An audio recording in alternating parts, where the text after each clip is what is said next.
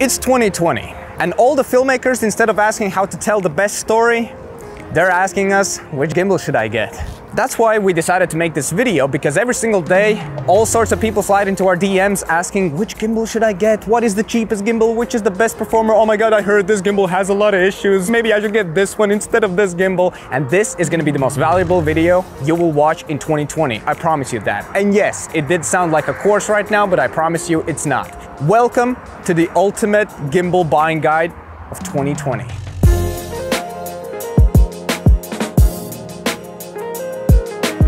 Okay, let's start talking about the future generation, which is mobile filmmakers. A couple of years ago, I was really excited about phone gimbals, right? In fact, that was one of the first gimbals I ever tested out. They were necessary back then because the stabilization in phones wasn't really that great. Well, fast forward to nowadays, and with the new iPhones, the new Samsungs, the stabilization in the phones are so good that I personally believe that you don't need a phone gimbal. In a conclusion, if you're a person who has an old phone, let's say like a iPhone 6s or a Galaxy S6 or something like that, which don't really have a great stabilization in them, I think you should just grab pretty much the cheapest phone gimbal you can find. I would say Smooth 4 is a very good option because that gimbal, it did survive for 2 years. It's still alive. I love it. I don't have it, but I have used it a lot and it was perfect for the things I was shooting, cinematic B-roll and stuff. And right now you can get a used one for like $40 or $50. This is one of the newest gimbals, which is the Zhiyun Smooth X. It's pretty great. It's not the best gimbal out there, but I mean, it's like, you can get it for $60 and yeah, you can get some good content, I guess. But if you have one of the latest phones, let's say like a Samsung S20 or iPhone 11, I don't think you need phone stabilizers. They're, in my honest opinion, a thing in the past. Now we're gonna be talking about the most underrated gimbal of 2020. Seriously, this gimbal is amazing. This is the Zhiyun M2, and not a lot of people know about this because they think this small of a gimbal can only handle phones or GoPros or point and shoot cameras. No, this actually can handle mirrorless cameras with light prime lenses as well. Like I have a Sony Alpha 6500 with a Samyang 12mm lens here. This setup is not the lightest of setups. I mean, it's pretty light, but it's not that light. And this gimbal can handle it perfectly. Okay, listen up. There are some big advantages and big disadvantages with this gimbal. So let's start. I'm feeling very negative today, so let's start with the disadvantages. Balancing a camera on this gimbal is a bitch. I mean, I'm a fast learner when it comes to balancing cameras on gimbals, but even on this gimbal, it takes me around 1 to 3 minutes, 3 freaking minutes to completely balance a camera. This time, for some reason, I got lucky and it was only a minute, but usually it takes 2 or 3 minutes, which is a lot. Because since this gimbal is so tiny, literally every single micro adjustment just counts. You know, it like, you can move it 1 millimeter and that's it. It's not gonna be balanced anymore. It's gonna be completely thrown off balance. But that's pretty much the only disadvantage I have with this gimbal. Let's talk about the good things about this gimbal. This is the most compact gimbal I have ever seen in my entire life. I have shot projects with this, don't worry about it. I'm gonna be putting some B-roll on the screen, but my buddy and I went on a Europe trip a year ago, right? We visited, I think around 5 countries: Sweden, Netherlands, Denmark, Austria, Germany, Poland. All we had with us was our cameras and this gimbal, and it performed so good. I mean, it's not the most stable thing in the world. Duh, it's not a big gimbal, you know, it doesn't have really a lot of weight. You will see a lot of up and down movement. But man, for the results we were getting, this is amazing. The battery life is amazing. It doesn't take much space at all. You can literally put this thing in your pocket and it's so good. So basically, in the conclusion, if you're a guy who travels a lot and you don't really want to carry these big rigs, you just want to have a gimbal which you can put in your smallest backpack pocket, this is the gimbal for you.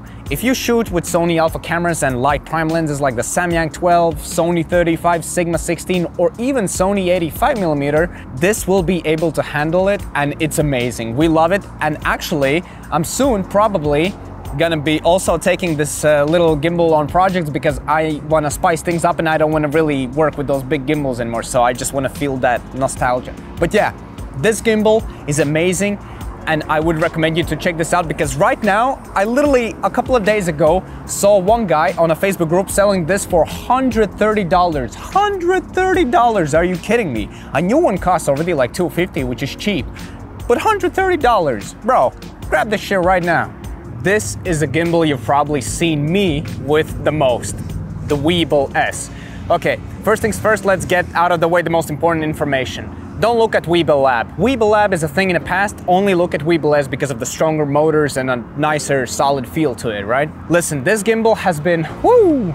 It's been everywhere, man. It's been everywhere. I love it. It's so compact. It's basically only a little bit bigger, honestly, than the M2, but it's like 10 times more powerful. It's so good. It's my favorite gimbal ever. I absolutely love it. When I go traveling, this is my #1 go-to gimbal just because of the size and the strength it has, and I really appreciate it. So, basically, this gimbal can handle setups such as Sony a7S III with G Master Sony lenses, like really huge setups, up to 3 kilograms easily. I've even balanced a C100 Mark II on this gimbal, so it's really powerful. Imagine like this small gimbal and like a huge camera, right? I don't know, man, I love this gimbal. Even though sometimes when I did update the firmware, it was glitching a little bit, the roll motor was going like this, but then I went to an older firmware and everything has been working absolutely fantastic. There's no motor vibrations. You can actually, you know, the biggest strength of this gimbal is the fact that you can put the tripod leg here and just get these extremely low angle shots without breaking your back. Not like with all the pistol gimbals where you literally have to do this, you know, it's not nice for your back. But yeah, absolutely fantastic gimbal. I've seen people selling this for $250, $300. For this price, this gimbal is an absolute steal. It just works. It has done so many gigs for me. I love it. Never had any issues with it, major issues. And yeah, you guys definitely need to check this one out. It's worth every penny. As many of you know, we travel a lot. Well, at least used to travel a lot when all this shit came down. Very sad. And yeah, one of the most important things for us wasn't, you know, performance. It was actually portability and mobility. And this is where this gimbal delivers. It's seriously, it's like such a sweet balance between portability and performance. It's just so good, so good. I mean, when it comes to things I don't like about it, it could be a little bit smoother compared to, I don't know, Crane 3. But I mean, come on, you can't complain, you can't complain. Sometimes balancing can be a little bit weird. I don't know how to explain it. Maybe it's because I haven't oiled this bad boy, if you know what I mean. But other than that, absolutely love it. Please go check it out. We have a review for this gimbal, which is actually a really solid review. You should check it out. And yeah, let's bring in the big boys, eh? Oh, one more thing, sorry, I forgot. Who is this gimbal for? Well, if you're a travel videographer or a photographer, or maybe you shoot events or weddings or something like that where you have to, you know, use a gimbal for the whole day and you don't want to break your back, this gimbal is perfect for you. This gimbal is basically good for both traveling and commercial work. So yeah, on to the next gimbal. There's only one word to describe it. Thick. If you're wondering why I don't have my camera on it right now, it's because this thing is actually heavy and I just don't want to be holding it like this all the time. So I'm just going to be putting away somewhere here and just holding it like this, okay? So let's talk about this gimbal a little bit. I'm just going to be straight up. If you're a guy who uses cinema cameras like, let's say, C100, C200, Sony FX9 and stuff like that, or Reds, this is going to be the perfect gimbal for you. If you're shooting with mirrorless cameras or DSLRs, this is not the gimbal for you. It's going to be way too heavy. It's going to be very inconvenient. If you shoot movies, if you put gimbals on like hardcore car rigs or plane rigs or whatever kind of rigs you have, this is the gimbal for you. Nothing more to say. The motors are super strong. It's solid as hell. This thing is meant to be abused. This is the Crane 3 Lab, and in my opinion, it is one of the most overlooked and underrated gimbals Zion has ever made. I don't know, somehow I just don't see enough people talking about this. And it is such a great gimbal that I honestly think it needs a word out there. It needs to be known. And this is the first gimbal which moved from the traditional pistol style grip to this grip. And honestly, after using this for a few months, I love this much more than I do with the pistol grips. One of the main advantages of this one is that you can do the orbit movement and the pan shots just so much more precisely. And I don't know how to explain this, but when you have it on a pistol grip right here, you're just using two hands at the same spot. This is almost like a dual handle, but it's made in a portable way, and I really love it. The motors on this thing is probably one of the best parts. They are absolutely solid. This gimbal also gets the award for the easiest balancing ever. I don't know, I can balance this thing in literally like 20 seconds. It is that simple. Also, this gimbal has a screen right here which shows you the mode. It also has a super handy reset button, and there's a POV and a follow mode as well. And this is so much nicer than having the trigger. It does have a trigger, but I never see the need of even using it. It is so convenient. There are no double taps for like follow mode. The button is right here, and if you need to reset it, it's right there. This gimbal also is the perfect option for doing the underslung movements. It is so handy. When you just do this, it doesn't get heavier like it does with the pistol grips.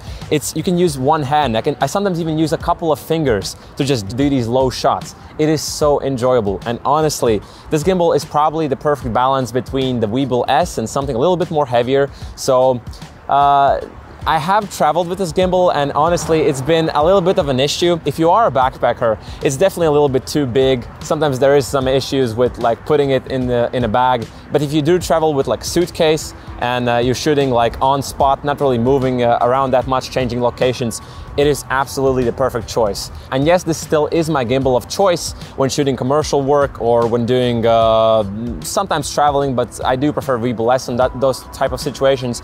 But anyway, definitely don't miss this gimbal out and check it out. It is so overlooked that I just cannot believe it. And yeah, it's just a solid piece of a gimbal. Yeah.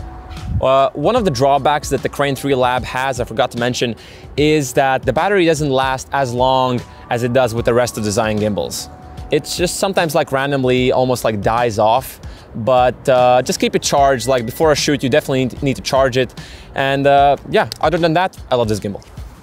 So this, without a doubt, is the most solid and stable gimbal Zion has ever made. There is no questioning that. So this is the Crane 2S. So yeah, I just roasted these pistol grip gimbals, but honestly, if you do like this design, if you prefer this, you definitely don't worry too much about which one you should pick, because literally they are all pretty much the same thing. They do the same thing. The only thing that differs is the features and maybe like the weight distribution and something like that.